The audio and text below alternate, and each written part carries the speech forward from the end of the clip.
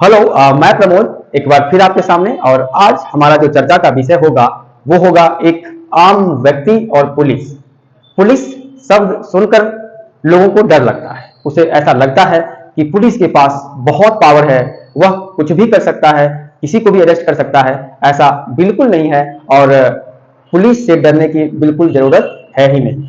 अगर आपके पास legal knowledge है, अगर आपके पास आईपीसी का नॉलेज है, अगर आपके पास सीआरपीसी का नॉलेज है, अगर आपके पास आर्टिकल्स का नॉलेज है और अगर आपके पास वैधानिक नॉलेज है, मतलब ये कि कॉन्स्टिट्यूशनल नॉलेज है, तो मुझे नहीं लगता कि आपको किसी से डरने की जरूरत है।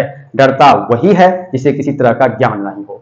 तो ऐसा सोचना है कि जब पुलिस हमारे पास आती है, किसी वजह से मान लो हमारा किसी के साथ कंफ्लिक्ट हो गया या लड़ाई हो गया, किसी ने 100 नंबर पे कॉल किया, पुलिस आई और हमें उठाकर ले गई। हम जानते हैं कि कोई भी पुलिस या थाने अगर हमें ले जाती है तो उस सिचुएशन में बिना वारंट के वह एक आम नागरिक को 24 घंटे से ज्यादा अपने पास नहीं रख सकती। इसका मतलब यह है कि पुलिस को 24 घंटे के अंदर मजिस्ट्रेट के सामने पेश करना होता है और मजिस्ट्रेट साहब ये तय करेंगे कि यह व्यक्ति दोषी है या नहीं है। चलिए हम बात करते हैं कि आईपीसी के अंदर जो सीआरपीसी है उसका सेक्शन 25 क्या कहता है।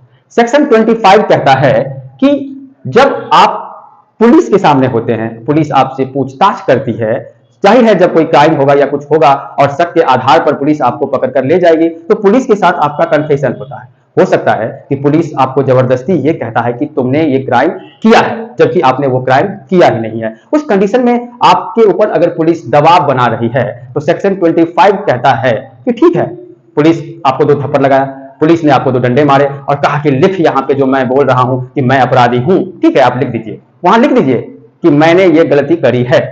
वो कोई सबूत नहीं है। पुलिस वाले अगर थाने के अंदर आपसे कोई भी चीज जबरदस्ती लिखवा रहा है तो कोर्ट इसकी मान्यता नहीं देती। आप बेफिक्र होकर लिखिए, ठीक है भाई मैंने ये क्राइम किया है, मैंने ये गलती किया है, मैंने ये गाली गलौज की है, जो भी आपको लगता है उचित आप लिख दें, क्योंकि ये जो दस्तावेज होगा, जो थाने में लिखी गई दस्तावेज होती है, कोर्ट उसे मान्यता नहीं देता, क्योंकि कोर्ट को भी पता है कि आजकल के जो पुलिस है या पुलिस वाले हैं वह किस तरह से जबरदस्ती किसी भी जुर्म को कबूल कराते हैं। तो ये कोर्ट में सबूत के तौर पर पेश नहीं किया जा सकता।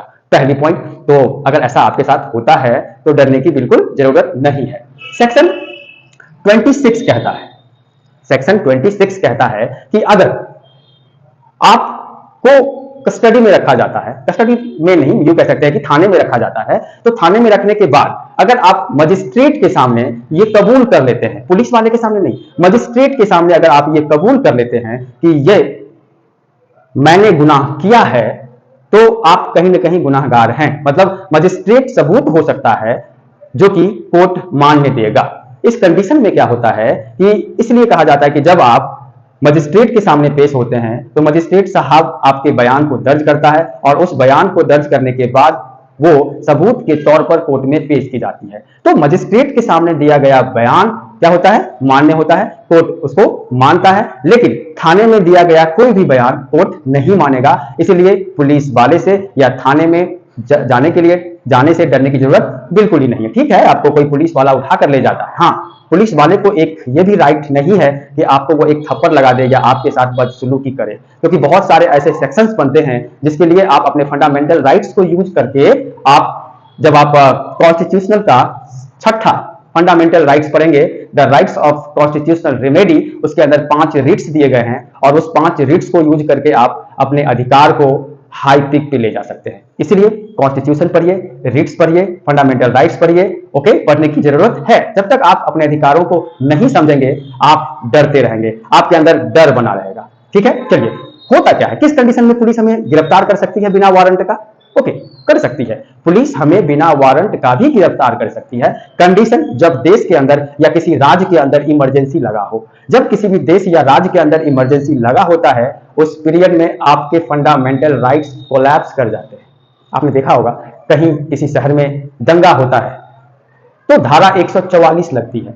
धारा 144 का मतलब होता है कि आप 2 या 4 लोगों के समूह के साथ कहीं एकत्र नहीं हो सकते। इसका मतलब अगर आप एकत्र होते हैं तो कुछ ना कुछ कॉन्स्पिरेसी करेंगे, गवर्नमेंट के अगेंस्ट करेंगे, लोगों को नुकसान पहुंचाने की कोशिश करेंगे। तो इस सिचुएशन में जब धारा 144 लगती है तो उस कंडीशन में पुलिस आपको बिना वारंट का भी अंदर कर सकती है, 2-4 दिन रख सकता है, सेवा सत्कार कर सकता है, लेकिन उस कंडीशन में भी वो 24 घंटे से ज्यादा नहीं रख सकता, क्योंकि फिर उसे मजिस्ट्रेट के सामने पेश करना पड़ेगा। ओके, तो कंडीशन क्या बनता है विदाउट वारंट अरेस्ट करने का?